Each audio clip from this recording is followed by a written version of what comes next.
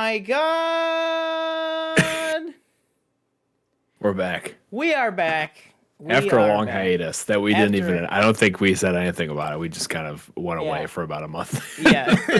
We just kind of went away for about a month. What was it? When did we stop? Beginning December? Or no. It was around Christmas. No, right? It was like, it was like the week before Christmas.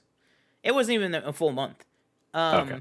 But the last one we did was let me see. I mean, I could just pull up what the last one we did was. It's been a little hectic, a little busy. We've been. Yeah, it's been a little busy, a little hectic, as the man said. Please forgive us. Please, we are begging you. Please forgive us. So the last time we did a show was definitely the Spider-Man and HBO Max story, but I'm struggling to find what date it was. View on YouTube. Well, yeah, a little bit ago. It was about a month ago. It was about a month ago. Wow, God, the HBO Max. That's crazy. Story broke. A lot's happened since then. Wow. Which we're not gonna get into everything. We might get into like one or two things, but as you can see on the main topic of the show is to give you our top 10 of 2020. Yes. And as you can see in the description down below, well, as you can see, first of all, just visually, if you guys want to sound off in the live chat, which we have right up here, as you can see visually, things are different. We're going for a much, more Dexter's Diner look. Just kind of a little cooler, a little sleeker, I guess. Oh, you know what? You are absolutely correct. Danielle in the chat just said, I feel like this should be considered a season 2 premiere. I think now we do have the ability with the audio feed to do it in seasons. I think you're right. I will do that. I think this is season 2, episode 1. Episode 25. We've been doing this for almost a quarter century. Yeah. Crazy to think we've been doing this for 25 years. What? Okay. Along with this new Planet Film new look, just like to make like something or just kind of say something real quick. For me personally, I will start to every new movie that comes out, no matter like if we're reviewing it, not everything obviously, because I don't have the time to watch every single new thing that comes out. I'll be doing full fledged written reviews on my Letterboxd, which I believe is TJ_Cornwell. I could be wrong. I think it's just my Twitter handle. I did. You can go check out. Oh God, I'm doing the YouTube thing. It's now permanently in both of our corners. Our Twitter handles are permanently on the screen. Which you could check out. My Wonder Woman one that I did. Very well written.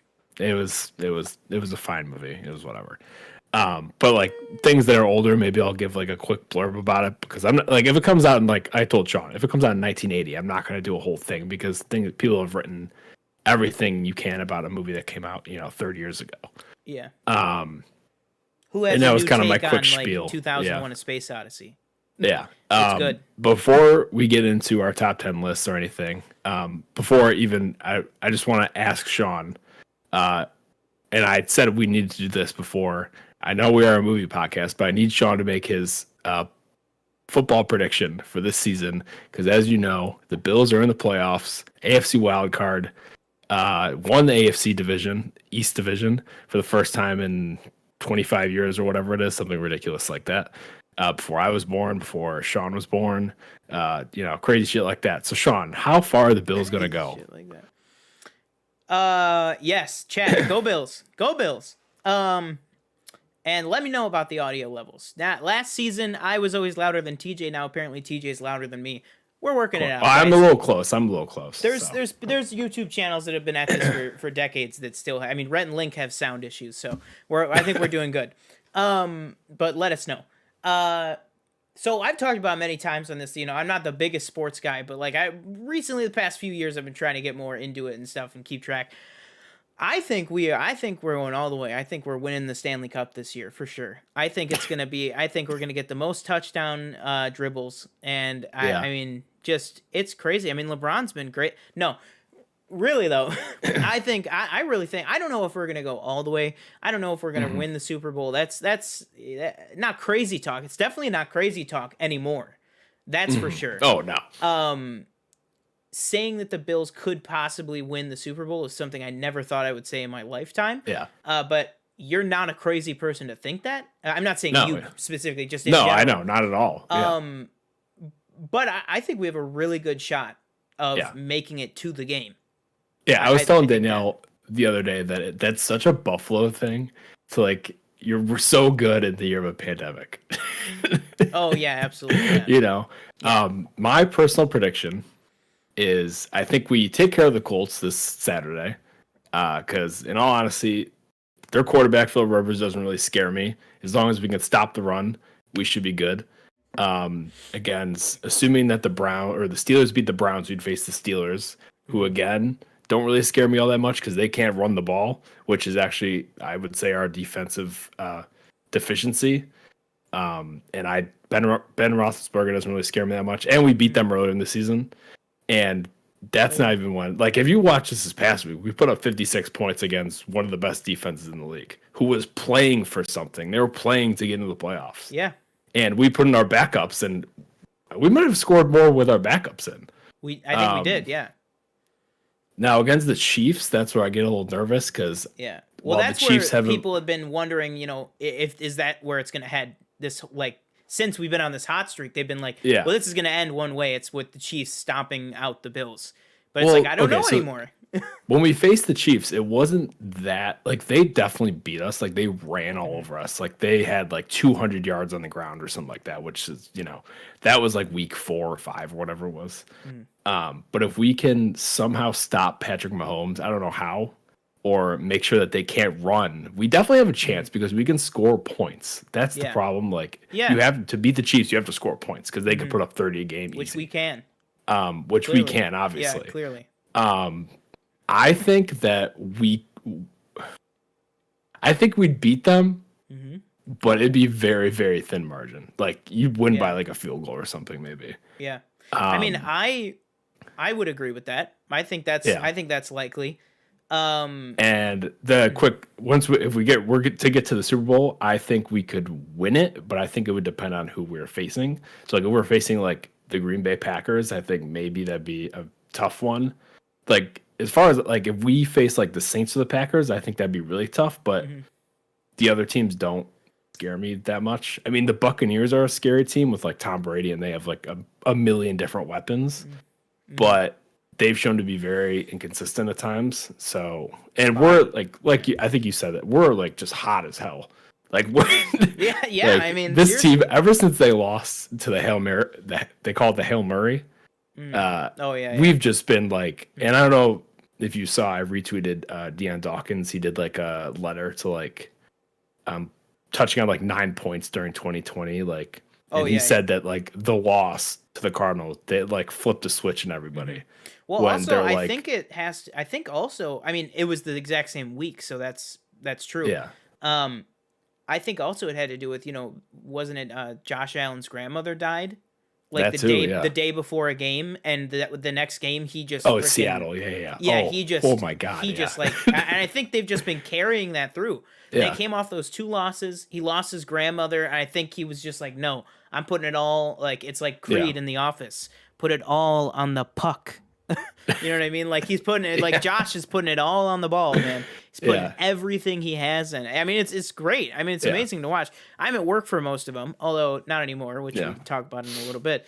Well, not anymore for those games, most Sundays. But yeah, I mean, they've been great to watch back the highlights when I got home at night. But it's been nuts. Yeah, so that's what, as you see the chat hashtag Planet Sports. One day probably. I am sure. If this is my full-time job, then yes, I would do a Planet Sports. Absolutely. Friend of the show and old contributor, probably a contributor again at some point down the line. Brandon Friedman. I'm sure you and Brandon would absolutely go nuts with what do I want to say? Planet Sports. I'm sure that would be great. We could get Roca on there. The Washington football team, man. You never know. They could surprise some people. I don't think they will, but Gotta love that Washington football team. Welcome everybody in the chat. Everybody that's in the chat right now, go ahead and just send something in the chat. Just shout out. Let us know your name. Let us know that you're here. Let us know that you're watching. And more importantly, if you're not, make sure you subscribe right now. And go ahead and like the video as well. But most importantly, subscribe. But also let us know who you are in the chat. Give us your name. We'll give you a little shout out. So yeah. So I think let's talk a little bit. I mean, we're gonna get to it right now. And yes, I know Danielle right away is going to jump on this in the chat, but this episode might be a little bit longer than 90 minutes. But we're already past probably how long we wanted to go in the beginning. Oh yeah. But I mean, it's been a while. We got housekeeping to do, and new year, new season, and we are kind of how should I say this? Streamlining things, as you can see by the lovely new graphics and the lovely new logo. Let's get this guy one more time here.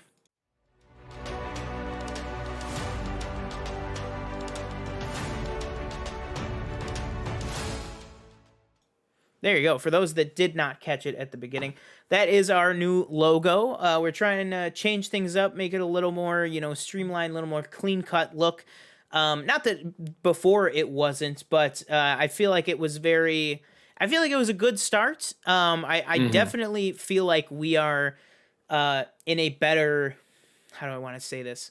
I feel like the frame that you guys are, the actual frame of the video that I've made, the new frame that me and TJ are in, the overlay, I think is a lot crisper and a lot cleaner. And you guys might not notice, but it's actually lower down. So there's more of us this way, and there's a ton more of us this way. Before, the gap between us was like that big. Now it's like a millimeter. Closer. Yeah, it's like a millimeter of border. And I just think it makes the video look a lot more open. You get to see a little bit more of our background. As you guys can see, I recently reorganized just trying to move my entire setup real quick to give you a better shot here. I recently reorganized my entire Funko Pop collection. Got some more up in the closet as well. Little Florence shout out. Happy 25th birthday. And we're back. But yeah. So there's been a lot of changes. We're trying to make things a little more streamlined, a little cooler for you guys. Oh, actually, I think I just framed myself even better. Trying to make it a little more streamlined, a little more cool for you guys to watch, to be a part of the show. And that included, just giving it a little new, as I said to TJ, fresh coat of paint on some things, new logo. And we will have the other shows coming back. Absolutely. Don't worry. Your Mandalorian, we'll probably do one big review for the back half of the season. But the Mandalorian reviews are coming. Guys, we did a review of the entire season 1 4 months after season 1 aired last year. So we will get to it eventually. Even though we didn't do it right as they were airing, we will definitely get to it eventually. Probably sooner rather than later. And that's to talk about too, is that my situation at work is the place I work. Many of you guys know that I work in a movie theater.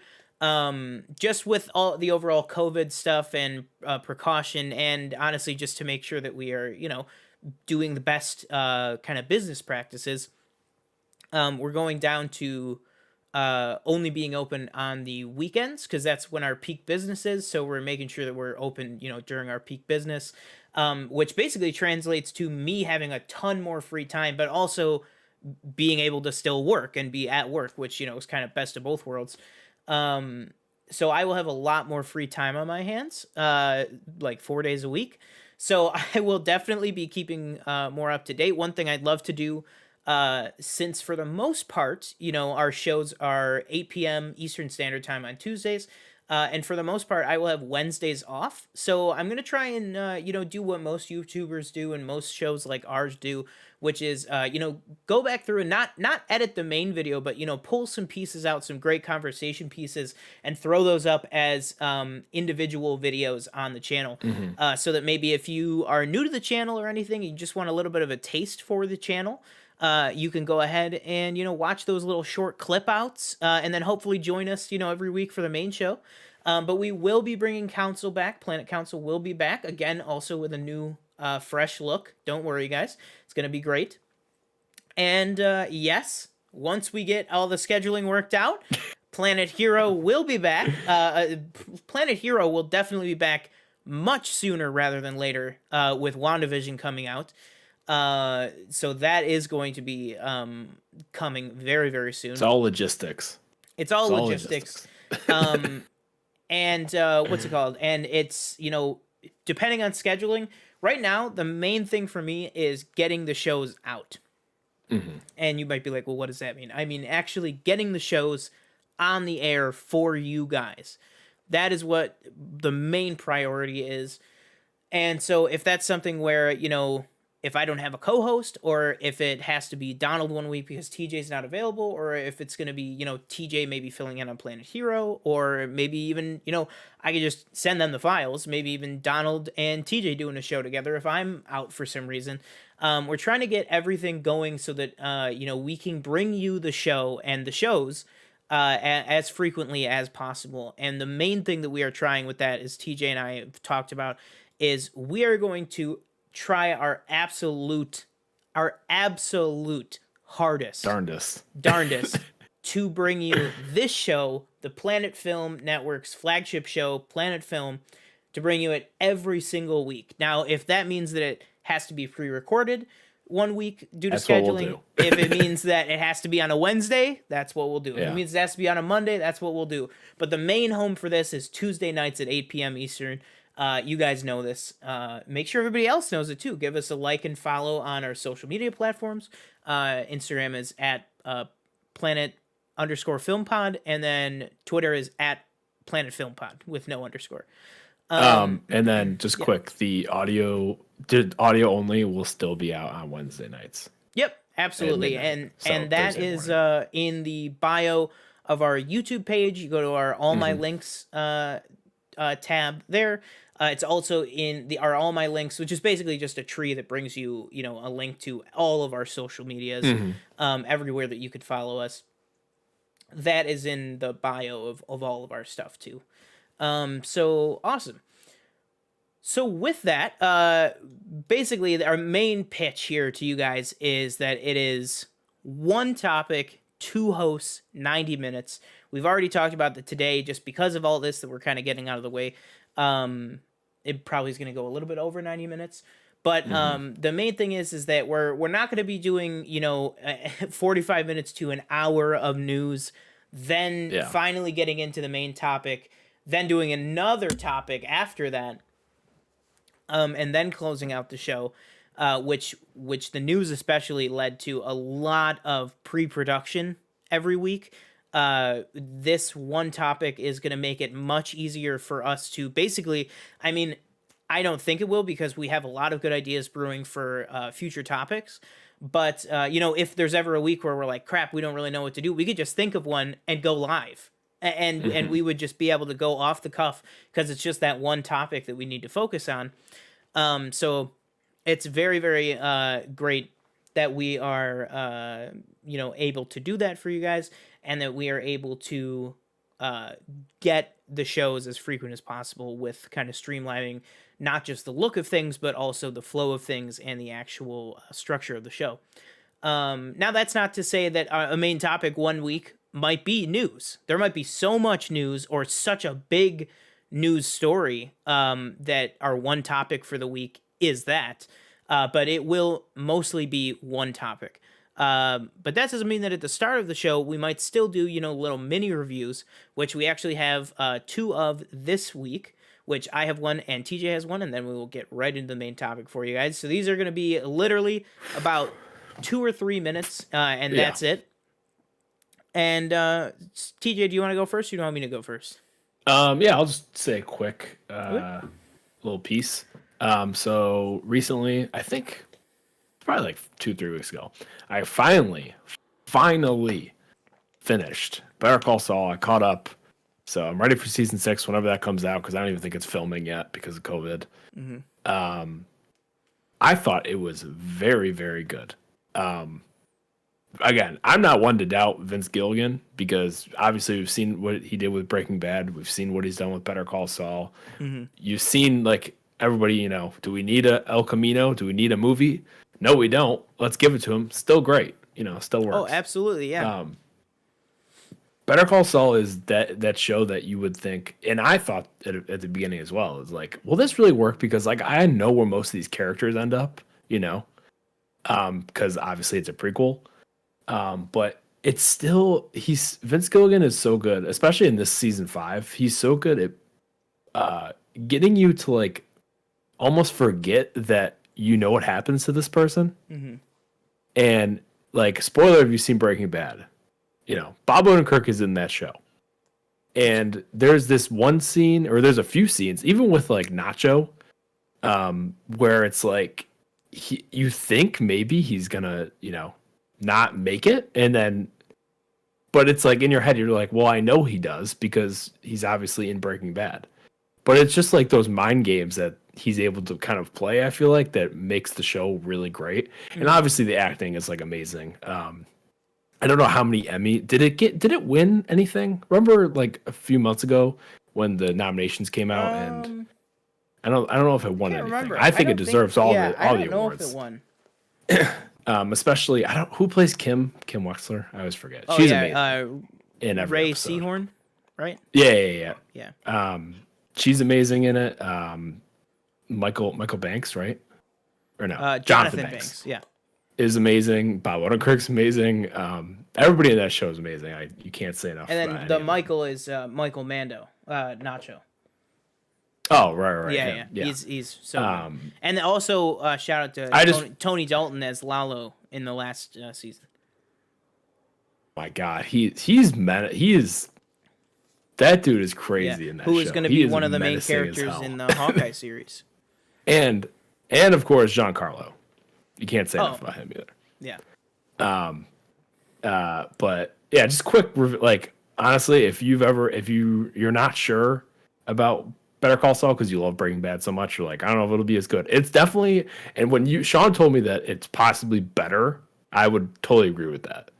Or some people think it is better. I haven't watched Breaking Bad in a long time, so I would probably have to rewatch it to kind of judge. But Better Call Saul is the same tier or tier above Breaking Bad. Yeah. Especially season 5. It's great. Perfect. Yeah. So that's basically going to be a style of the mini reviews, just quick, straight to the point. Maybe just, a little bit of question here and there, but yeah, absolutely. And so my mini review is, my mini review starts with a little bit of a story, which is that in the past, 48 hours, I have had about 3 hours of sleep, because 2 days ago, I stayed up until 8:30 a.m., and I had work at 11:30 a.m. I stayed up until 8:30 a.m., getting caught up on, which was season 2, because I had started season 2 years ago when it came out, of Cobra Kai, which is, I got caught up with all of season 2, and then started season 3, the newest season, which came out on the 1st of the year. And then I finished it this morning. This morning I had work at 9 a.m. and I was up until about 7:30, which is great. Finishing Cobra Kai, which is continually proving to me to be, if not the best, the top of the conversation of any of these. I'm going back all the way to The Force Awakens. Any of these sequels after a long amount of time, reboot, whatever you want to call it. I think the main term that people use is like a requel, where it's like, a sequel long detached from the previous ones. Yeah. I think like I said, if it's not the number one, if you don't think it's the number one, I think it is at the top of the conversation for the single best revival type thing at all. Season 1 was great. Season 2 was amazing, and season 3 is just completely another realm to any of it. And shout out to my close personal friend Billy Zabka does a joke. I just met him at Comic-Con. But Billy Zabka is amazing as Johnny Lawrence, who, obviously reprising his role from the Karate Kid films. Is just amazing. He is an amazing anchor to this. The more the show goes on, the show kind of started as a Johnny Lawrence show, and then Ralph Macchio was in every episode. Now they're pretty much co-leads, which I have no problem with at all. I think they both obviously carried the weight of that franchise, early on. Yes, Ralph Macchio was in Karate Kid 3, and Billy Zabka wasn't, but Karate Kid 3, it's really 1 and 2, and they both were, kind of the main characters in that, the main kid characters in both of those movies. And, it's just amazing. The performances are incredible. The writing's incredible. This, I put in line with, it's going to sound so dumb, but Disney Plus's High School Musical, the series, which, as you know, I did a mini review of that many months ago on the show. That is what shows about children in high school should be. Cobra Kai is absolutely right up there with it. If not better in that aspect. The way that they show kids in high school and what high school is really like and what kids are really going through. Now, granted, me and TJ are not old people, but I mean, we are a little bit removed from high school. So, I mean, it's like things are a little bit different from when we went. But, it pretty much nails it, which is really great. It's got a great showrunner, a duo, actually, of showrunners that take really great care of it. And these 3 seasons are this good, and these 3 seasons were produced by YouTube. Next season... Oh, the 3rd season was, too. Yeah, because it got canceled. So for those who don't know, it started as the main flagship for YouTube Red, which was like YouTube's original content streaming service thing. Then that whole thing, Cobra Kai was the biggest success. It got a ton of people to sign up. But then far beyond everything else. Yeah, but when Cobra Kai was done, like each season, people would basically stop subscribing. So YouTube Red basically folded, and they filmed, edited, and edited all of season 3 at YouTube, and then they canceled the show, and we're just going to put season 3 on a shelf, and it was just going to be over. And for those who have seen it, the season 2 cliffhanger is like one of the worst. If they had ended the show there, I don't even know, because you basically would just be left. This isn't a spoiler because I'm not going to name specifics, but you basically would just be left thinking, oh, the main character just died. Or one of the main characters just died. Yeah. That was kind of a somber show. All right, moving on, I guess. But YouTube revived it. Netflix revived it by buying it out. And so now season 4, I can only imagine how much better it's going to be with a Netflix production budget. Probably better sets, better, all that stuff. It's probably just going to even get better now. And I think they're actually fast tracking through COVID production of season 4, so I'm really excited for that. Really, really excited for that. I think I've said this before. I haven't seen any of the Karate Kids, so I would like to watch. Basically, what I'm doing with Mad Max. Really, just watch 1 and 2, and then you can jump right into the show. Yeah. Okay. Yeah. Gotcha. Like all of the Karate Kid movies happened, like in the show's universe. Like it doesn't retcon anything, at least not yet. But really, so far, for the first 3 seasons at least, you just need to see Karate Kid 1 and Karate Kid 2. And then you can jump right in. And both of those movies are like an hour and a half, maybe an hour and 25 minutes. They're on IMDb too, like for free. So yeah, like it's just one of those movies where it's like it's very easily accessible. It's probably on TBS like 8 times a day. But it's one of those films. But very, very good. Sorry, before we jump into the main topic, let me just get caught up on chat. I'm sorry.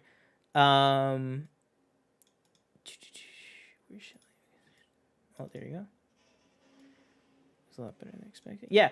So we have Danielle here. High School Musical, the series was a lot better than expected. Looking forward to season 2. Only watched it at first to make fun and ended up liking it. Exactly. Exactly. I was like, oh, what is this Glee knockoff? Yeah. Glee is like down all the way down there to High School Musical. Like it's so so good. They really nail real characters, which I think is the worst trap to fall into with a show or movie about kids, is just making them way too like bratty or just poorly written, honestly. All right, so let's go ahead and move into the main topic. We might hit 90 minutes. We might nail that because we're at the 30-minute mark, and we're jumping right in. So how do we want to do this? So we are just going to blatantly copy one of our favorite podcasts, which is John Rush. Full dues, full shout out. They kind of nailed the algorithm. Format. They kind of nailed the format for top 10 type of shows. But if you don't listen to it, please subscribe to the top 10 show. That's it, all spelled out. The top 10 show. Actually, I think it's the top 10 show with the number 10. I think. Yeah, it's hosted by John Roca and Matt Nost, who actually Matt Nost had an appearance in our very first episode, which we'd love to get one of them back on, and we might get back on. We had a line for a guest that's a fellow big member of that whole Schmodown community and SCN community. If you guys don't subscribe to them, they're an amazing network of about there's like maybe 25-30 people in that, that for everybody from old Collider people, old Screen Junkies people. It's a really great network of shows, channels, and just really great creative people who all love movies and have tons of shows focused around that. Top 10 being in that bubble with John Roca. So we'd love to have more people on from there. But yeah, we are basically just going with their format because it's honestly, we would be struggling to find another way to do this, basically. Like, they nailed it this well. So basically the way that it works, and again, full dues to them. We're a small operation, so I think we're good for now. Basically, we will first go through our bottom, our bottom 5. 3. Or our bottom 3. Yeah, our bottom 3. Yeah. Then our next 3, and then we trade 1 apiece, right? Yeah. So basically, I'll go through my bottom 3, then he'll go through his bottom 3, then we'll do our next 2, and then our next 2, and then we'll trade 1 apiece. Basically, God, I'm falling right into this. Is what Matt Nost says at the beginning of everything. Once we reveal our personal top 10 lists, we will go through and maybe we'll combine them. Maybe we won't. Probably not. We're not probably not. Yeah, because it's that's a very time consuming process. Yeah. But we will definitely, once we have revealed them to each other, we're definitely gonna post them. And we're gonna have big conversations about each movie. But the main thing is the way that it works is, let's say I have a movie at number 10, but TJ has it at number 6.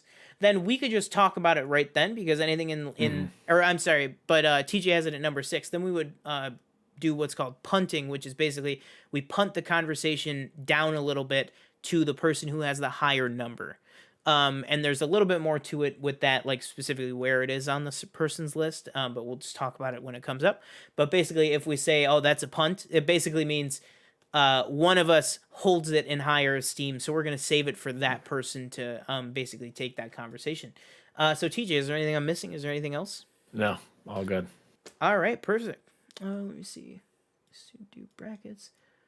What is the all-time best movie in your opinions? Like, oh yeah. We could do that. Somebody, Danielle said we should do like a bracket type show one time. Oh, cool. Okay. Yeah, we could definitely do that. That'd be great. That'd be a fun graphic to make too. All right. So without further ado, let's go ahead and get into it. Do you want to go first, or should I go first? You go first. You want me to go first? Okay. Yeah. So this is a movie that came out feels like an age ago. I couldn't even believe that it was 2020. Very, very good movie. I'll just cut right to it. My number 10 of the year is The Way Back with Ben Affleck. That's a punt. That is a punt. Okay, yeah. All right. The boom. Okay. Now, by full disclosure, we have no way seen every single movie that's come out this year. This is from what we've seen. Yeah, I was going to say 2 full disclosures. I thought you were going to say something else. We have missed Last year I watched over 300 movies. This year I'm at like maybe 60. Like I had a good start with pandemic, but then I moved. Things were happening. I went back to work. It was a whole thing. We have missed some big ones. Neither of us have seen Tenet. And also, second full disclosure, the whole point of this is I have no idea what his list is, and he has no idea what mine is. We have not discussed this at all. Both of our lists are on our letterbox, but are private right now. And then we'll make them public, and then we'll also post them, everywhere. But we have not seen each other's list. That's the whole point of this. So perfect. I'm so glad that The Way Back is a punt, because I think it's a movie that deserves some good praise, but I just had to put it at number 10. Okay, so my number 9 is What You Gonna Do When They Come For You? Bad Boys for Life. That's a punt. Yeah, there you go. All right, okay. I was very confused. I was like, is that a movie title? I was like, I've never heard of that. What You Gonna Do When They Come For You? Bad Boys for Life. All right. So my number 8 is, I'm going to play with you for a little bit here, Disney Pixar's Onward. That is not on my list, so. Really? Oh, okay, awesome. Yeah, I just thought it was an really amazing movie. Just such a good movie. I think a great pitch for it, which is what they both said, is hashtag it's like hashtag Frozen for boys, basically. I mean, it's a great way to put it. It's to show little boys and girls who would watch this movie, that it's okay for boys and men and everybody to show emotion, to be emotional, to have empathy, to have basically emotions, to be raw with each other, and to let people into their struggles, and recognize that that is a way that people are trying to help you with something, not trying to hurt you with something, basically. And it's also at its core, it's a great story about the bonding, or like rebonding, I might say, of two brothers, basically, throughout the movie, which at the end, it's just it's a Pixar movie. I mean, it's Disney Pixar. It's a tearjerker at the end. It's just so good. I just thought it was amazing. I thought it was terrible. It kind of got sandbagged by the pandemic. Yeah, I feel like it just kind of like pandemic, and it's like. Whoosh. Yeah, it was really kind of the first casualty of the pandemic, honestly, because it was the week that it came out. Onward came out March 8th, and then everything closed basically a week later. It had 1 week at the box office. But yeah. So what are your thoughts? Real quick, sorry. Can you vamp for like 2 minutes? At filibuster. Yeah, absolutely. Yeah. Thanks. All right, sorry about that. So yeah, I just basically I just thought that Onward was amazing, especially with the aspect of their father, dealing with fathers and sons, and especially the story of the two brothers. And it also it just has that classic kind of Disney Pixar magic that just makes you feel good, but also makes you think and makes you emotional as well. It's very, very good. What do you guys think of the list so far? Do you think we should do let's throw this out to you guys. Do you think that we should do more of these lists? Do you think that we should do them differently? How do you think it's going so far? We're thinking of different topic types to do. So we might do top 10 lists. We might do a big review. But it would be one thing per week. So what do you guys think? Just let me know what you guys think of this whole format that we're trying to do. If you have any inputs on the new designs of everything. But yeah, let us know. And I'm very, very excited that we already have 2 punts. The top right, 2 things. Sorry. Yes, more lists. Yes, more lists. Too much water. Yeah, that's what we're thinking. All right. Oh, no problem. All right. Yeah, I threw it to the chat. I just said, how do you think it is coming? How do you think it's coming along with the lists and stuff? And do you guys want to see more of them and stuff? So far, it said it's going good. Yeah. All right, so my number 10. This might surprise you. You might say, I have it higher, you should have it higher. My number 10 is the fastest hedgehog on the planet. Sonic the Hedgehog is my number 10. Sonic the Hedgehog is your number Yes. 10? Oh my god. I've not seen a lot from 20. We haven't seen a lot from 2020. Bro, that yikes. What a Are you terrible saying movie that's too, it's number 10? You're saying that's too high? It should Well, be let's like, just say you know here, what I mean? let's just say here real quick. Oh, okay. That's a punt, ladies and gentlemen. That is Yeah. a punt right there. That is a full-blown All right. punt. All right, so my number 9, which you probably, oh my lord, We're it's having struggling. some camera problems. There we go. Number 9, which you might also have Mm-hmm. as a punt, is The Gentleman. Yeah, that's a punt. Okay. Number 8, which I don't, maybe that might not be on your list. Uh-huh. My number 8 is Bill and Ted Face the Music. That is a punt. Wow. Okay. Our lists are gonna be the complete opposite. Oh my Yeah. god, this is amazing. All right, so like we said, bottom three. So I'm up next. My next two. Number 7 is the punt we had from earlier, Sonic the Hedgehog. I wanted to put it higher. You know how much I love this movie. I saw this movie so many times when it came out. It got me through the early parts of COVID and quarantine and stuff. I think it's fair to say this is the first. Detective Pikachu was good, but Sonic This is the was first great, I would say. great video game movie. Yeah, absolutely. Like Detective Pikachu Those are the was top good. two. Those are the top two. And but obviously Sonic there's was much better. Yeah, obviously there's like kids movies and everything, but Sonic just like, especially Jim Carrey's performance, he kind of just went all out and that's kind of what you expect from him as that character, is someone crazy and off the wall. And then exactly what we got. Obviously we know what Sonic first looked like, the first draft, and then everybody lost their mind on Twitter and they changed it, and it's honestly good that they changed it because he looks way better now. But I feel like it was just a movie that like I'm trying to remember it because it was a while that it came out a while ago. But it had a lot of heart, I felt like. And it was a fun movie. Oh yeah. And if I recall, there's some references in there too that were kind of cool for like an older audience. I could be wrong with that, but I think Detective Pikachu had like the same thing. It was an amazing. Detective Pikachu was 2019, right? Yeah. yeah, it was just 1 year okay. before. Not even a full year before. But what's it called? Sonic was hands down. It is right now.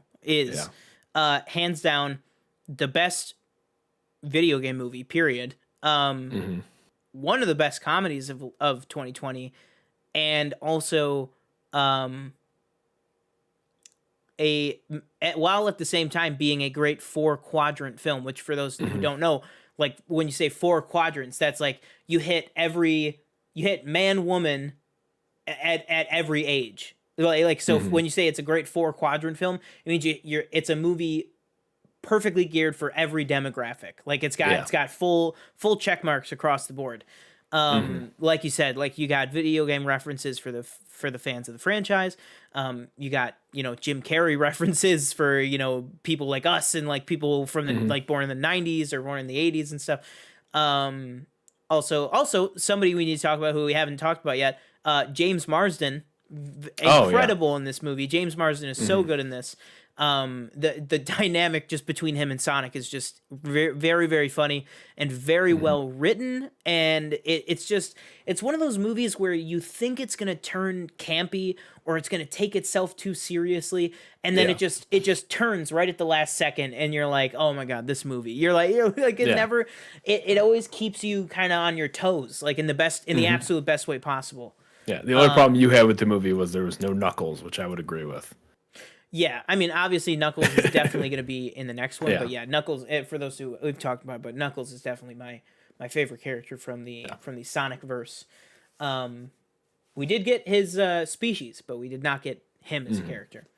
All right, so next 6? one, my 6, which I'll be interesting to see is if it's on your list.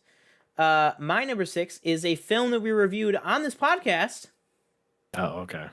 Which is the Hulu original Palm Springs. That's a punt. Whoa. Okay, I'm worried now. I feel like my list is like. I feel like my list is bad or something. Like, I'll have two I wish things I could on put here all that these so much you higher. might disagree with being as like a top 10. Okay. But they're probably going to stay on here. Okay. So are you saying you're 5 or do I go now? Right? Yeah, you go Okay. now for your So 7 and 6. 7 is Bad Boys for Life. Okay, let's talk about it. So Bad Boys, going into this movie, I had not seen. This is like so close to the pandemic. I believe this is like, is this January or February? I forget. January. I remember. I think. I remember coming to AMC to watch January. because I still worked there, obviously at the time. But after watching, like I did with John Wick before John Wick came out, I watched Bad Boys 1 and 2 to make sure I knew what was going on for this one. Mm-hmm. And in my opinion, this one is the best out of the 3. Easily, yeah. You almost think it wouldn't work because of their age. Like in the second one, they try to make you believe that these 2 cops can take on a whole country, which just it's not going to happen. These 2, I don't even what city are they cops in? Are you joking? Miami. No, hello. Miami. Oh my gosh. I do that. But the way that this movie starts off, where, I mean, it's been out, right? Are you talking about like the shooting?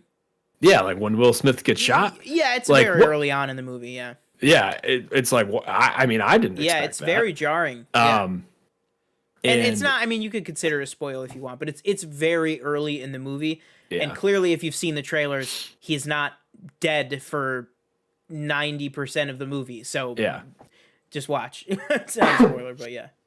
And everybody's good in it. It's great action. It steers away from that Michael Bay craziness of. Yeah. It was the first one or the second one where they're hiding behind the walls, and it's the camera's just 360ing like like, oh my god, can you not do that? Like Michael Bay makes a cameo. I believe. Yep, Michael Bay is in this movie, and it kind of has like a priest, Fast and Furious like ending. Isn't he a priest in this movie? Yeah, no, he's a At priest or something like that. No, he's the wedding photographer. Right. That's what it is. Yeah. And it has like a Fast and Furious like ending, almost, where it's kind of open ended, like where they can make, it's got like an end credit scene where it's. Yeah, I think like it's almost like Fast and Furious, where absolutely, like, it's literally I got a job for you. Yeah, you want to work off some of that prison sentence? Like that's literally what it is. They should have just had Vin Diesel come in and do a whole big crossover. Yeah, exactly. Vin Diesel also I saw he said he's committed to the theatrical experience. So good for Vin Diesel. Vin. Thanks. But what do you have to say about this movie? A lot of what you said. I had watched the Bad Boys movies, when they came out, but I was not like a Josh McCouga diehard fan of it. You know what I mean? I was not, as you would say, I was not Bad Boys for life. I would say now I am Bad Boys for life. I think I am. It was just like really, really great. It was just a really, really great movie. Man, this year really, really blows, man. We were really set up for some real good movies. Like you just look at what came out early in the year, and then you think if Black Widow had stayed where it was, if Tenet had a good release, you know what I mean? We would have gotten Dune. Like 2020 was set up to be a fantastic year. Dune, my heart. I know, rip. But yeah, I mean, I just think it's my number 9. I would have put it higher if there weren't there weren't, in my opinion, some better movies on it. But yeah, that is what I would say. So my number 6 is The Invisible Man. Oh, that is not on my list. Really? Not on your list? Yep. Wow. Okay. Couldn't do it. I'll tell you this. It's my like 11. 11. I would say my 11 is Invisible Man. My 12 is, well, we'll get there because I don't want to spoil what's not on my list. The Invisible Man, I thought for someone taking one of those characters, as we know, they tried to do that with the. Yes, I do hate her. as they've called it, the Dooku, the Dark Universe Cinematic Universe.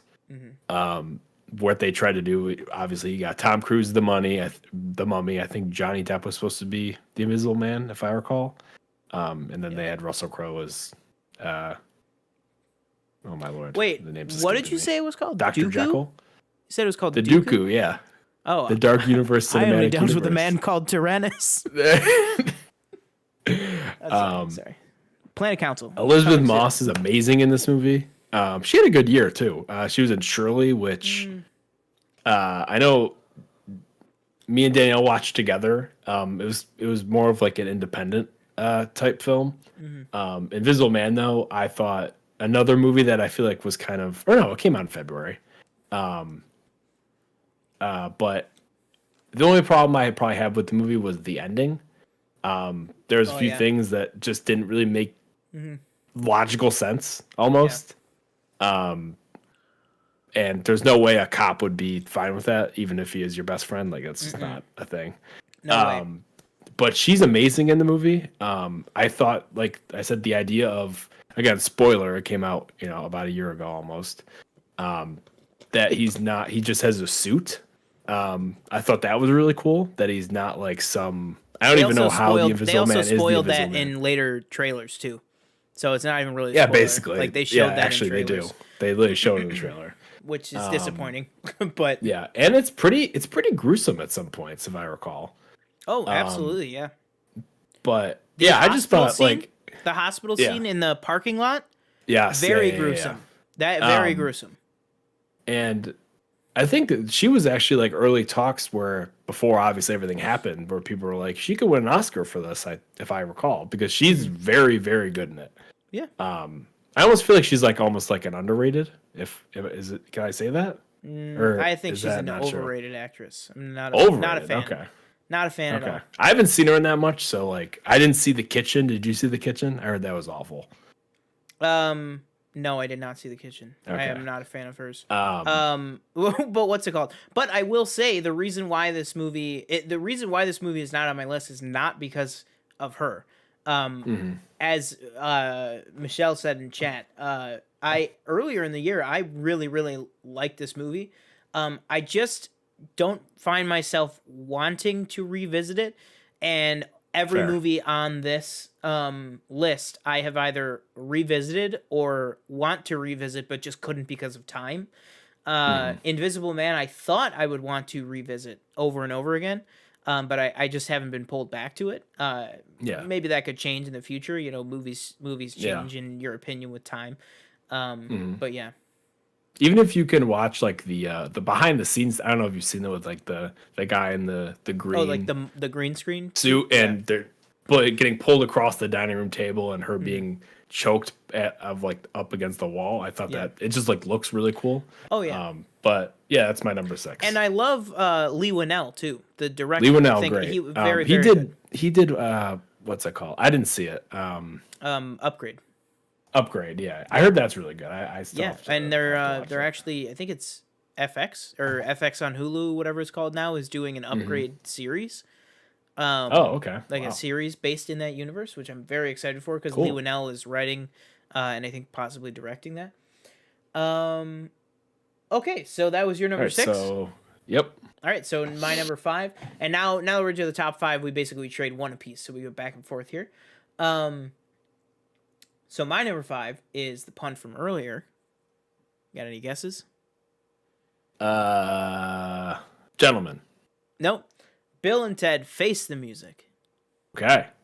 Excellent movie. Again, this is another one of long, gap between sequels. Just I don't even have that much to say. I just think they knocked it out of the park. I would also agree. Absolutely amazing. And if you recall, we reviewed 2 of them. We reviewed the first 2 leading up to this, and I was not the biggest Bill and Ted fan. I thought it was kind of just silly and just not, I couldn't, as you recall, their voices. Yeah, their voices, I was like, I don't get it. Like, and this one I thought was the best out of the 3, in my opinion. Yeah. Which is kind of weird because like I kept saying, like, I don't know how they're going to do this when they're, way older than they are in the first two, obviously. And are they going to have the same voice? And which they kind of do, but for me, it works for some reason. Yeah. Better in this movie than it did in the first two. And I think I asked you, like, do you think they'll do a spinoff with the daughters? And I would also agree now that I don't think that's like a thing. Like, I think these characters live and die with Keanu Reeves and Alex Winter. Like, I don't think it goes past them, like that kind of movie. And obviously Death was back. Death, probably my favorite character in the entire universe. He was great in the second movie. But yeah, overall, like a fun movie that came out May or June, I want to say. Like in the beginning of summer or maybe middle of summer. Bill and Ted? Maybe August. Yeah. Bill and Ted? August?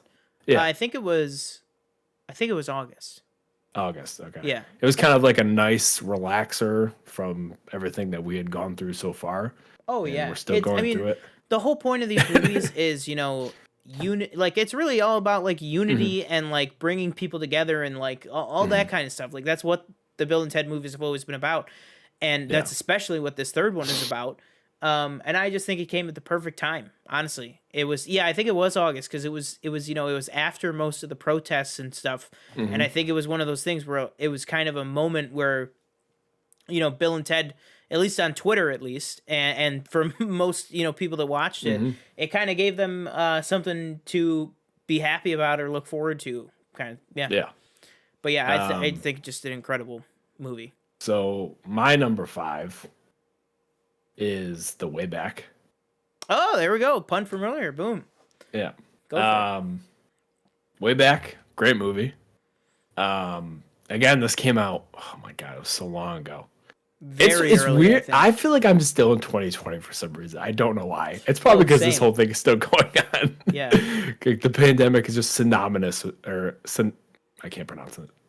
But when I think pandemic, I think 2020. This was a movie that I thought March was 6th, so 1 week before. So wow, really close. I remember like having it in theaters, I believe. Yeah, I think we had it for a week. But this is kind of like, I feel like this was Ben Affleck's like not almost resurgence, actually, I guess, because he had been battling addiction and it's almost kind of like his character is going through what he's going through. Yeah. And as we all know, he's kind of had like I don't know if you saw the most recent picture of him where he's grabbing his coffee and donuts from the front door, and he's like, don't. I just felt like this movie was a great acting performance by him. It's also a sports movie, which makes it 10 times better. And you find yourself, man, it's been so long. I swear to God. And wasn't it Gavin O'Connor? Yeah, the director. I believe. Yeah, he was very very good. He directed Ben Affleck in The Accountant as well. Yes, me and Danielle saw a movie together. Wasn't our first date, but it was one of the first. Actually, no, I think we were still friends at that point. But also, I kind of like that movie as well. That was a long time ago, but the idea of he was a high school basketball player and he walked away and then he comes back as a coach at the school he used to play at, where he was I believe he was like a star player. But just a great kind of movie, just overcoming the odds basically that are stacked up against you. Absolutely. Did you had this on your list, right? Yeah, it was my number 10. Okay. What do you want to say about it? Yeah, I just thought I really just thought it was such a therapeutic movie for him. It was kind of something that you watch. Now, I'm not saying, sorry, just shifting gears really quick. I'm not saying that Casey Affleck, had a terrible family tragedy or anything, but this movie felt a lot like Manchester by the Sea for me. I still haven't. I want to watch it, but I want to watch it with Danielle, and we just haven't watched it yet. I know it's really good, but yeah, that movie's fantastic. It's along the same lines, like where it's kind of like he comes back almost, like not like it's like a resurgence kind of. Yeah. Because I know Casey Affleck has had his troubles, like Yeah. But yeah, I mean, just as like a kind of thematic too, like the similarities between the movies is just very, It's a very like, down on his luck kind of guy, like find something to kind of hope for and like hold on to again kind of story. Um and also I think the scene in The Way Back with where he how do I want to say this? Where he comes home drunk to the apartment. Yeah. Without spoiling it, when he comes home drunk to the apartment, I think it is an amazing scene. I think it's a super like visceral scene with how it ends, obviously. And then I think also just the ending of the movie, to be bold enough to end the movie that way and just kind of be like, you know what? Sometimes in life things just don't work out. You know what I mean? Like like sometimes that's just what happens. Like it's just sometimes you make. I guess it's like sometimes you just make too many mistakes, but it doesn't mean that you're a bad person. You know what I mean? Like you can lose everything else, but as long as you still have yourself, then that's kind of all you need. I think that's kind of what the movie hints at, especially with the last scene. The last scene is just him by himself, just shooting baskets, shooting basketball. And I think that's a great lesson in the movie as well. But yeah, an amazing movie. Again, this is one of those that, if I could move things around, if other movies didn't come out, The Way Back would have been very much higher on the list. But yeah, still on the list, just my number 10. All right, so my number 4, which I don't know if this is on your list. I don't know. Okay. I feel like we're just down to punts. I don't know, but I'm worried. Yeah. My number 4 is a movie that is very nice. Borat 2? Nope. Not on the list? Well, I just thought, okay, I'll just talk about it very, very quickly. This movie just got to me, man, in a way that I was not expecting it to. I mean, I think with everything going on, with all the craziness with COVID and everything happening, in the streets and the riots and stuff and the peaceful protests and everything that happened over the summer, just coming into fall, it was just like a nice warm blanket. You know what I mean? I just really, really appreciated the movie, and I just thought it was so funny. This is one that, it could change, but, the whole thing that I love about these top 10 lists is, I look back at my ones from 2019, 2018, 2017, 2016, and I'm like, oh, why is that? You know what I mean? I'm like, well, how did that get in there? Did you leave The Irishman on of 2019? Oh, I can't even remember. I'll pull it up right now. But yeah, I mean, that's pretty much all I want to say just about Borat. It's just a very, very, it really lived up to the original for me. And the original is one that I grew up loving and, quoting all the time. But yeah, that's it. But like I said, that could change in the future. So what is your number 4? My number 4 is what you said. I forget where you ranked it. Is Palm Springs? No, Irishman I took off. Oh, okay. Yeah, same. God, what a better selection of movies last year was. Sorry, I just pulled up my list from last year. Oh, boy. Palm Springs. Number 4. Yeah, man. Real great. Sorry, Palm Springs. Amazing. Loved it.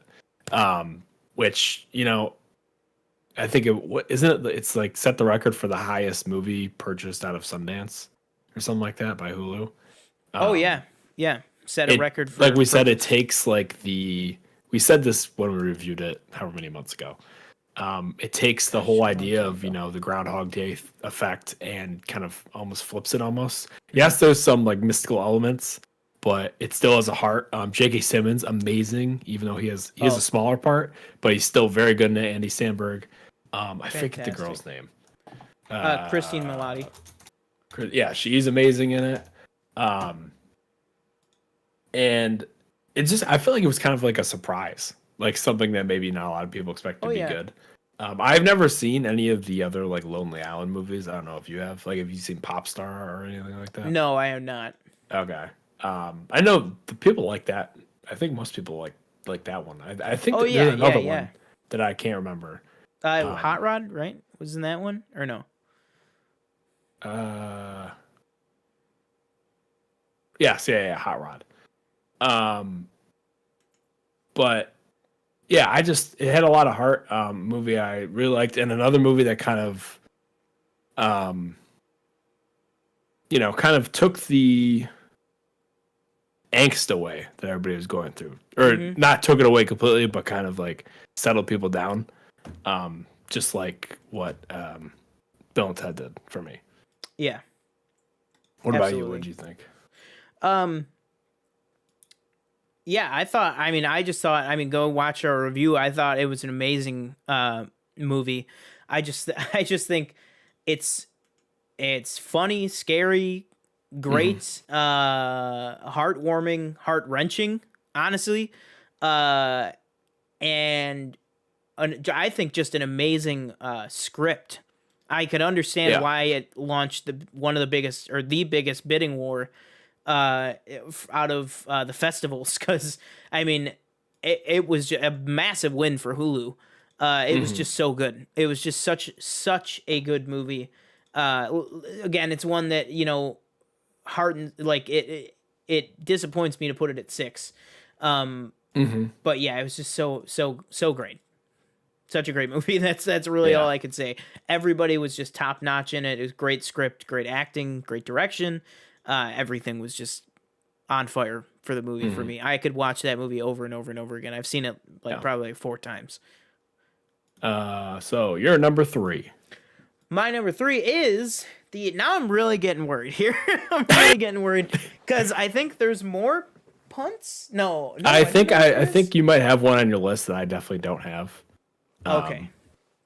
Other than Borat. Other than Borat, yeah. Okay. So I know there's definitely one you don't have on your list that I have on mine. Okay.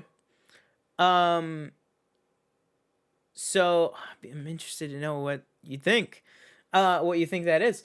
So my number 3 is the pun from earlier, which was The Gentleman. As the incomparable Hugh Grant says, this movie for me was just double bubble. I just love this movie. Was just, and not everybody, but people called me crazy that I was like, this movie has the potential to be. This is before lockdown, before anything, because this is a very early movie. I was like, this movie has the potential to be in my top 10, and I think even you were like, really? Because at that point, we're like, I think it was before I had seen it. Yeah, which I liked it more. Yeah, but we're talking also like what 2020 was gonna be, like Black Widow, Dune, Tenet, like all this stuff was just crazy.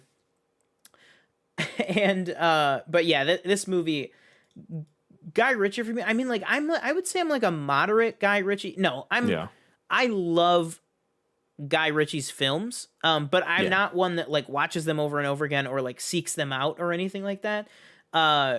But like one of my most underrated movies that are one of my favorites is Man from U.N.C.L.E. Like I just loved that movie so much. Yeah. Where is the sequel? Where's the sequel to Gentleman? Aren't we making a show? I was just gonna say, isn't it like HBO Max too? I don't know if it's HBO Max, but it's something. Show. Yeah.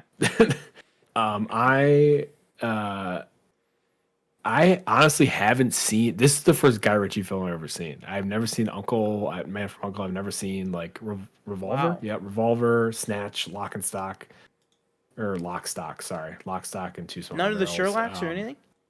No, I've never seen any of those. Yeah, well, didn't you see? No, I think you're not thinking of one. You saw Aladdin, right?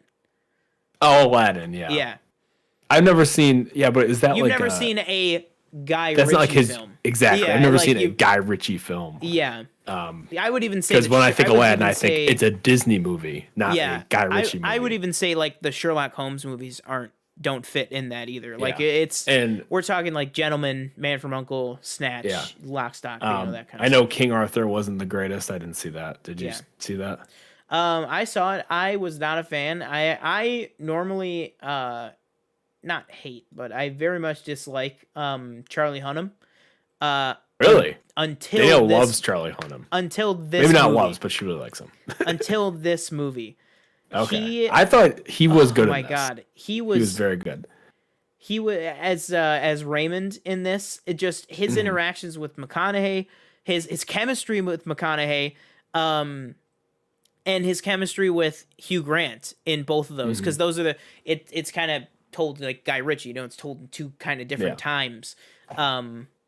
And so Charlie Hunnam has basically half the movie he's with Hugh Grant, half the movie he's with Matthew McConaughey, and he is just so amazing. The scene, the chase is going to be for the cell phone, the chase scene for the cell phone, man, when he is just running, and that song. That I don't know if you remember. I told you that song. I was like, no, you gotta understand, because it was before you had seen it. I was like, you don't understand. There was a moment where Charlie Hunnam is screaming or is running, and the music is just like this old, like, not classical, but just like this old like 1950s song or whatever. And it's just it just fits so well. And then he like pretends to be out of breath and stuff, and then they're like, oh, you're gonna take it from us or something, and then he just he pulls out like an MP5, and he goes, and it's like, oh my god, and then he goes, because the whole thing he's trying to track down a phone, this is not a spoiler, it's a very small part of the movie, but he's trying to get this guy's phone, and he shoots off the gun, and then he goes, and drop the phone, and then he goes, he drops it, and then Charlie Hunnam kind of walks forward, and he goes, and he's like, that's a scene that always shows up on my Instagram Discover feed from every like movie like Instagram page. That video, that scene always shows up, like Film Enthusiast and stuff. Yeah. Oh my god, such a great. Like I said, I liked the movie. It just wasn't. I liked other things more, I guess. Yeah. But yeah, I just love The Gentleman so much. Oh, and I gotta talk about too the whole aspect of the movie that I haven't even talked about yet. Colin Farrell. The whole Colin Farrell aspect of this movie is just amazing. It's just I honestly I think it's possibly career best for Hugh Grant, possibly career best for Colin Farrell. In my opinion, I think it is the career best of Matthew McConaughey.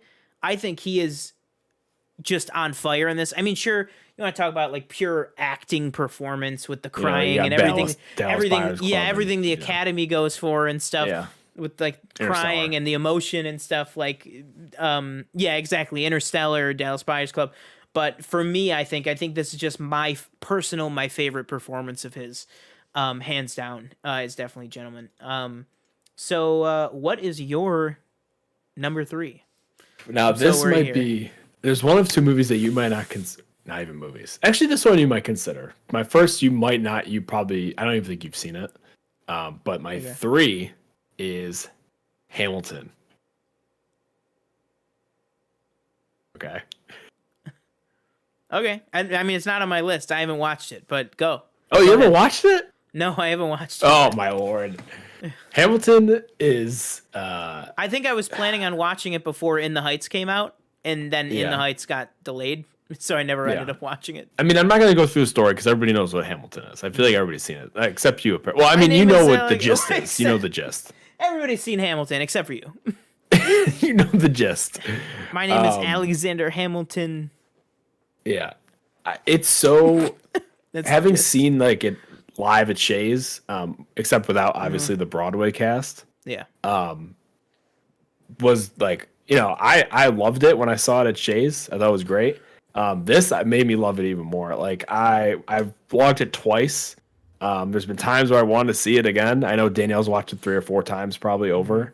It got me into the mixtape. I was listening to the original Broadway cast instead of like not the mixtape. Sorry, not like the redone versions by like rappers and other people like that. Like the actual like soundtrack and from the actual Broadway cast. Tim, I just want to let you know, in the chat, somebody named Matthew Morris just said Tim Cornwell sucks. Matt Morris, shout out. There you go. But Matt Morris this, I highly like if you're gonna watch anything immediately, I would highly suggest watching Hamilton. Isn't it like 3 hours though? Is it? Isn't it like crazy long? It goes by. It's 160, 220. Or no, Yeah, 160. Is that 220? No, Yeah, that's 61. 240. Oh, okay, whatever. You watch Lawrence of Arabia. It's almost 4 hours. Yeah, that's true. That's true. Obviously, if do you like musicals or no? Oh yeah, You're not a yeah. big I mean, yeah. no, You'll love yeah. Hamilton. Have you? So, You haven't seen the stage? Oh wait, did you? Oh no, that was like the Hamilton was the thing that you were gonna go to, and then you couldn't, or something. Was that it? Yeah, yeah. It was like a whole thing. Yeah. Yeah. What's it called though? So the Disney Plus version, how is it like filmed? So like how is it? I believe some of it, because I was actually kind of confused too. I think some of it is filmed in front of a live studio, like a live audience, and some of it is filmed like as just a dry run with nobody there. But it's edited that you can't really tell. Like the only way you can tell is when people start clapping that there's like a live audience. They don't show the audience or anything. Okay. The set is cool. It's like a spinning set. It's pretty dope. And just overall, it's like an amazing just production by everybody. The V Diggs, all the names are escaping me. Lin-Manuel. And then the guy who plays George Washington, he's amazing. Oh my god! And he is like his. Don't they say the guy who plays King George is like really good too? He's funny. He's amazing. Oh my god, what's his name? It's escaping me. Hold on, I have to look it up. Not sure. I also have to look up the guy who plays George Washington because his one song, oh my god, it's so good. I'm excited. I'm like hyping this up. You're gonna be like, it's okay. Leslie Odom Jr., Chris Jackson, he's George Washington. He's great. Jonathan Groff is King George. Why does that sound so familiar? Jonathan Groff. Wait, isn't Jonathan He's in Frozen? Yeah, I was just gonna say. Oh crap! You pulled it right out of my Schmodown. God damn it! You pulled it right out of my mouth. Apparently, he's in the Matrix 4. Good for him. Yeah. Oh yeah. He's great. Everything about this was great. Yeah. Amazing. Screw it. I might just watch it tonight. I don't know. I might just watch it after this. Not like I have anything else to do. All right. Well, now I'm scared. Now it doesn't live up to it. Now we're in the top two. Okay. I think one of my top two might be your top two. Your second. My second might be your second. I mean. Interesting. Okay. My number two is also a movie that I would describe as very nice. Trial of the Chicago 7. Nope. Not even on there. Really? Yeah. Uh-oh. We're in trouble here. We are cooking now. I think your one, if I can guess your one, it's probably my two. Okay. Well, and I don't know what your one could be. Oh, God. Okay, this is crazy. Yeah. You're going to be like, that doesn't count, but I don't care. I think I might know what it is. I think I might know. Oh, crap. I wish I could, like, write it down. We got to talk about, what's it called? So, Trial of Chicago 7, I just think it's I think it's an amazing movie. I mean, like I said, all of these like numbers are like subject to change upon review and stuff. Yeah, I usually lock my top 10 list in like at the like end of like January because like sometimes I'll rewatch stuff and like kind of rework it and things like that. But I just this movie just hit me real hard. I think the performances in it are absolutely amazing. Sasha Baron Cohen, obviously, who's what I was joking about earlier. Eddie Redmayne, who I'm not usually, I'm like an enormous fan of. I mean, I'm fine with him. I like Fantastic Beasts. He was good in Les Mis. But Jeremy Strong, especially, very, very good in this. Jeremy Strong, excellent year both in this movie and Jeremy Strong in The Gentleman. With whatever that weird voice is that he's doing, Jeremy Strong is so good in The Gentleman. And then, Michael Keaton, John Carroll Lynch, Frank Langella, everybody that is in this movie is just, I think they're all just hitting aces. Speaking of aces, obviously, Aaron Sorkin with this movie, directing and writing, I just think it was just such a tight, well written movie that it's one of those movies that honestly I kind of don't want to revisit, not because it's bad, because it's just one of those movies that it's so it's like so much to get through, you know what I mean? Mm-hmm. And then it's like it's hard to watch certain scenes, like the courtroom scene with also who I should mention, Yahya Abdul Mateen the second, who played Black Manta in Aquaman. Spoiler alert, but he was also in Watchmen. He was in Watchmen in an undisclosed role. Very, very great actor. There's some really tough scenes with him and Frank Langella as the judge. But yeah, the fucking judge, man. Oh yeah, I know. Frank Langella, amazing in this movie. Amazing.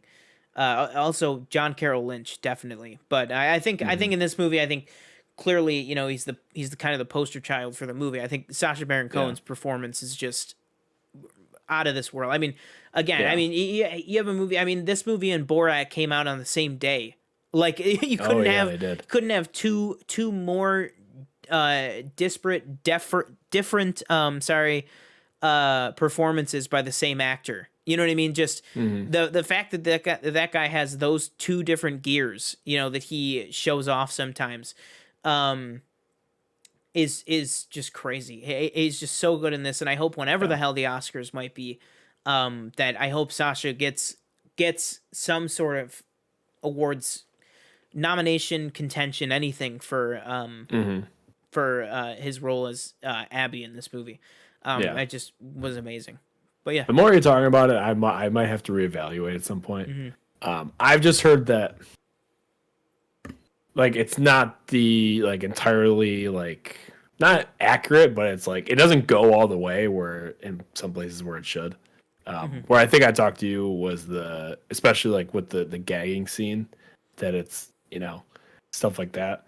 There was one film that came out recently where Steve McQueen was releasing those Small Axe films on Amazon Prime. I heard one of them. They said on SEN the one day that one of them like blows this out of the water, like comparably, because I guess they're comparable in story. Yeah. Which I wanted to watch. But I'll probably adjust this maybe. Yeah, and I mean if we end up adjusting these lists like crazily, we'll probably talk about it. You know what I mean? We'll probably do another once the Oscar nominations come out. We'll do like a top 10 revisited or something. Yeah. What's it called? Okay. So 2. Your number 2. My number 2 just came out on Christmas Day. Wonder Woman. Soul. Wonder Woman 84? Soul. What is that? What do you mean? What is that? You watched it. What are you talking about? What was it? It's not Soul. SOUL. Oh, that was the Jamie Foxx one, right? The Pixar. Yeah. Oh, you watched it? It's not on my list. What is your number 1 that I don't know? No, that's a punt. Soul was a. It's a punt. Oh, it's a punt. Oh, okay. Okay. Well, you're number 1. Yeah. So we'll just talk. Yeah, I guess we'll just talk right now. So yeah, my number 1 is Soul. I don't even know. I mean, I can't even. This is like Coco on steroids for me. I thought I haven't seen Coco. I know it's great. I just haven't seen it. Get out of here. What are you doing on this show?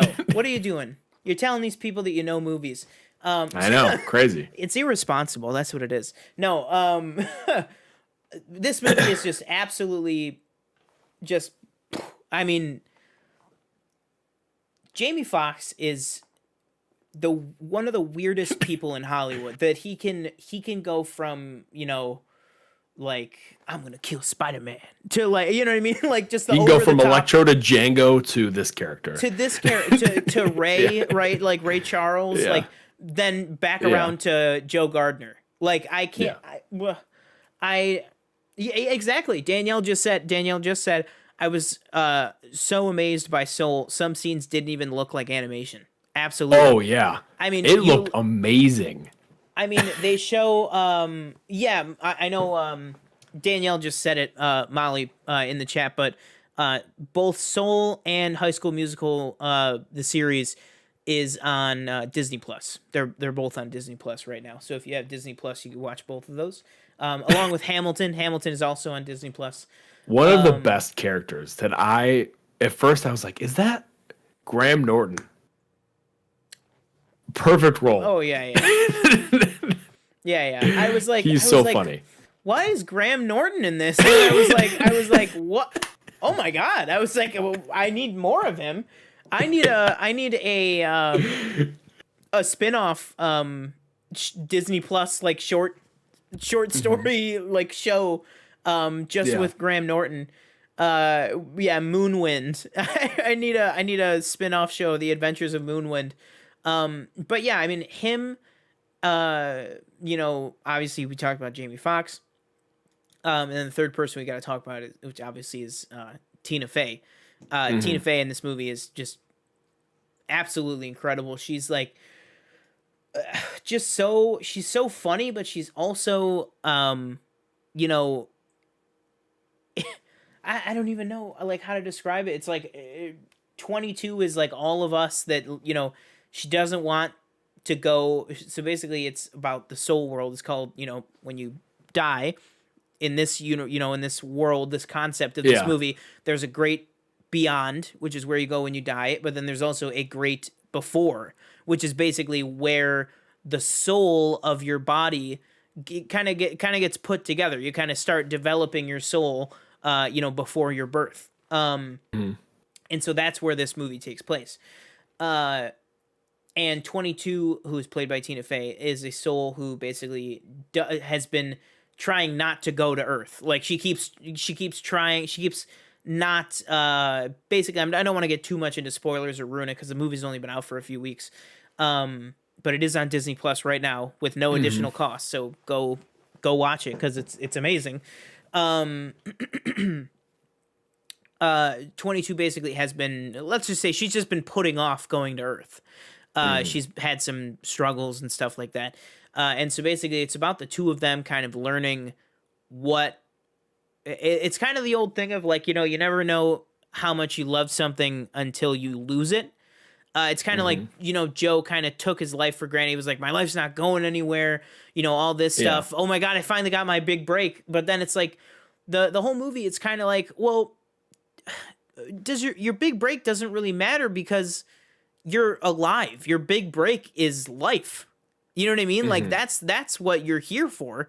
You're not here like the what's it called? Like they describe kind of not like your purpose in life, but they just describe something that you love or something that your life, revolves around as like your spark in this movie. Yeah. And Joe thinks that jazz or more specifically piano is his spark. But they're kind of like they're kind of like that there's no such thing as your purpose in life. Like you're just good at piano and you love piano because you love piano. Like it's not like we set out and I'm on this earth to play piano. Yeah, exactly. It's like you're on this earth to be Joe Gardner. You're on this earth to be yourself. Whatever you do, it might be your spark is, it's a spark. It's a starting point. It's not what your purpose and what you're driven to do your entire life, what you're chained to be in this existence. You know what I mean? It's not that kind of thing. I would say this is the first.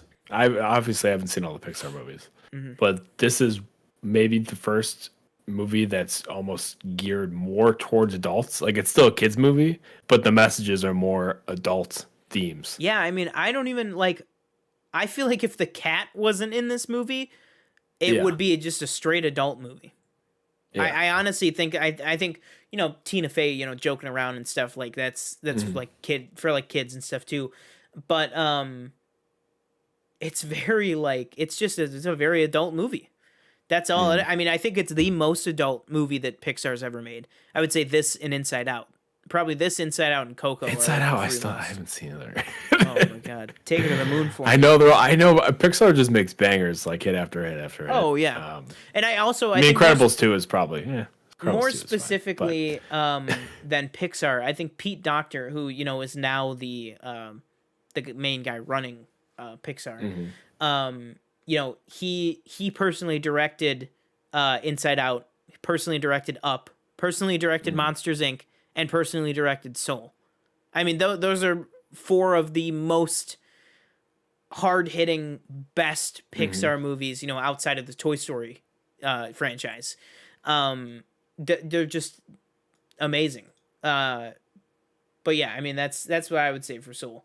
It's my number 1 of the year. I just think it's an amazing movie. It'll definitely get nominated and probably win, in my opinion, for animated. Oh, for best animated? If this doesn't win for best animated, I don't know why that category exists. Yeah. I honestly, this is what I would say. I think it's gonna win best animated. I think it has potential to be nominated for best picture. I think I would agree. Do that. Yeah. All right. So all right. What the hell is your My number one? And if you say The Last Dance, I'm gonna kill you.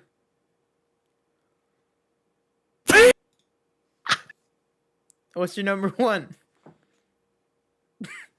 It's The Last Dance, bro. No, you're gonna tell me it doesn't count? How many? It's a documentary. But isn't it like 8 episodes long? 10.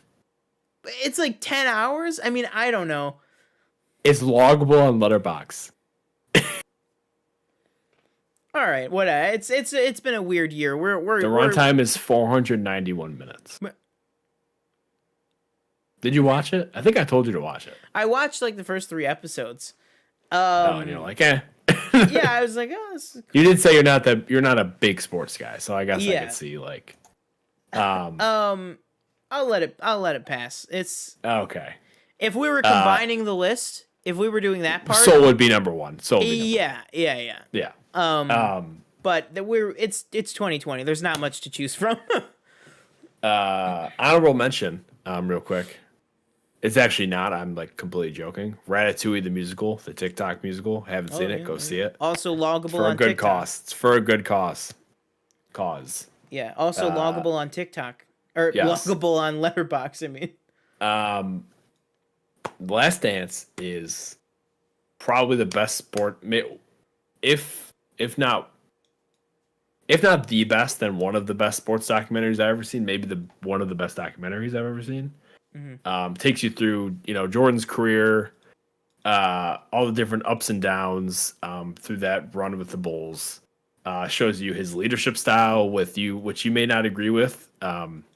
There's some people may not agree with. It actually, it produced championships, so it's not all that arguable, I guess. And just how dominant he was. Obviously, I was born in '98, so I never lived through. I mean, I don't really watch basketball now. I like to say, like, I don't watch basketball, but I know what's going on.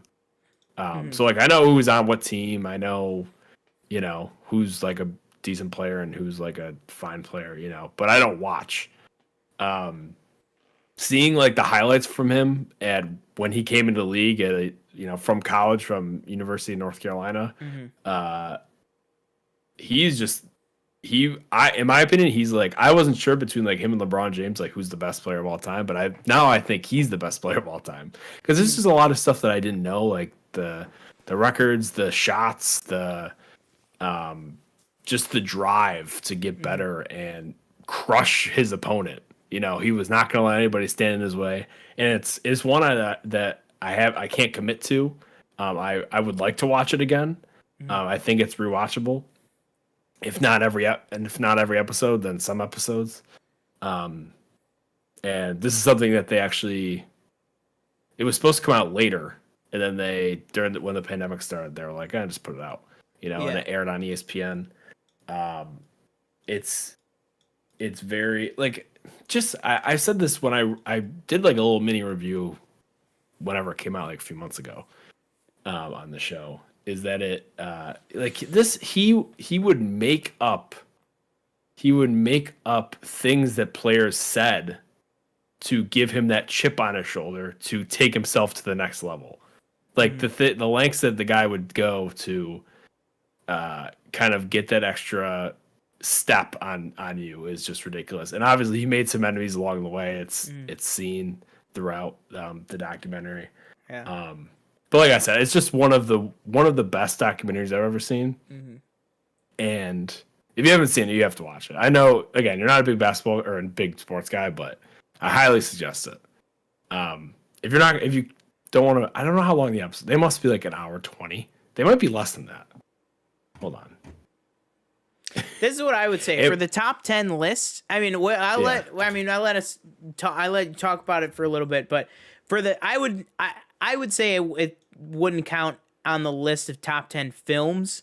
Because it's just fair. It's too much. It's too much of. I get it. But top 10. I mean, but granted, with this year, what I would say, what sounds like, because you were, thinking about changing your mind on Trial Chicago 7, I would just make Chicago 7 your 10, and then move everything else up one.